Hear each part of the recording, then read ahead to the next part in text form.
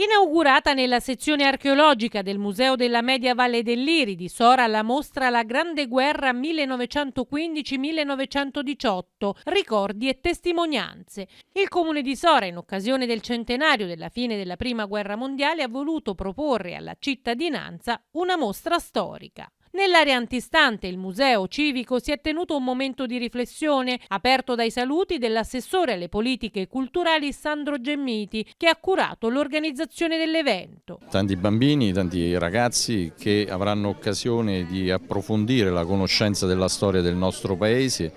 che nella Grande Guerra ha visto il concludersi di quella che era la fase risorgimentale, perché in effetti viene considerata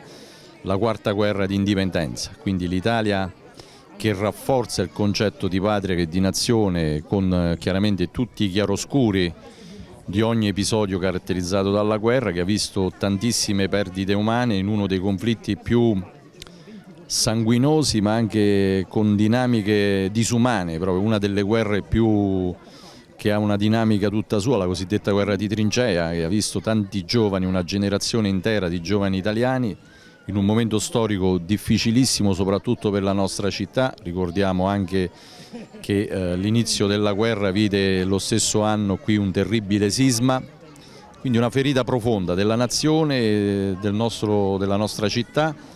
e per questo però va ricordato il sacrificio di tanti e il raggiungimento dell'obiettivo però di una nazione più forte e di una patria con valori più sani. La mostra è stata realizzata in collaborazione con il 41° Reggimento Cordenons di Sora, il Museo Internazionale delle Guerre Mondiali di Rocchetta a Volturno, l'Associazione Nazionale Alpini Gruppo di Sora, il personale del Museo della Media Valle del Liri, il professor Lucio Meglio, l'Archivio Storico di Sora ed i ragazzi del Servizio Civile, e sarà visitabile fino al prossimo 30 novembre. Dopo aver visitato questa bellissima mostra, per la quale quindi noi siamo fieri di aver contribuito con dei reperti che, come ho detto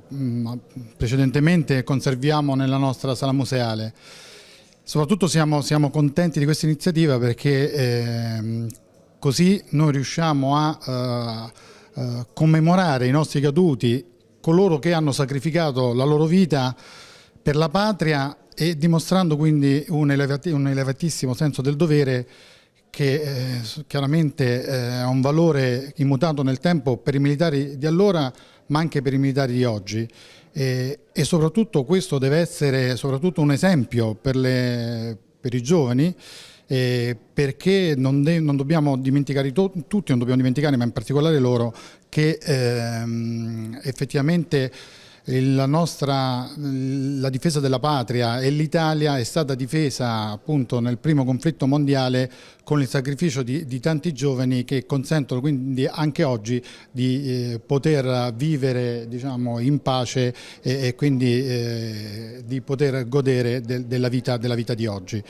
Un evento rivolto soprattutto ai giovani, in cui potranno osservare da vicino le fedeli ricostruzioni di alcuni ambienti di guerra, le armi in dotazione, i mezzi di trasporto dell'epoca, come le bici dei bersaglieri e le divise indossate dai nostri soldati. Presente anche uno spazio per i ricordi e per approfondire il contesto storico ed ambientale, con l'esposizione delle medaglie dei combattenti, la catalogazione di documenti ufficiali, la raccolta di manifesti ed articoli di giornale dell'epoca e tanti altri cimeli magistralmente preparati e resi fruibili per questa occasione. Durante la cerimonia sono stati consegnati documenti inediti ai familiari di alcuni cittadini sorani, in particolare di Luigi Di Pede, Giovanni Bastardi ed Orazio Annarelli.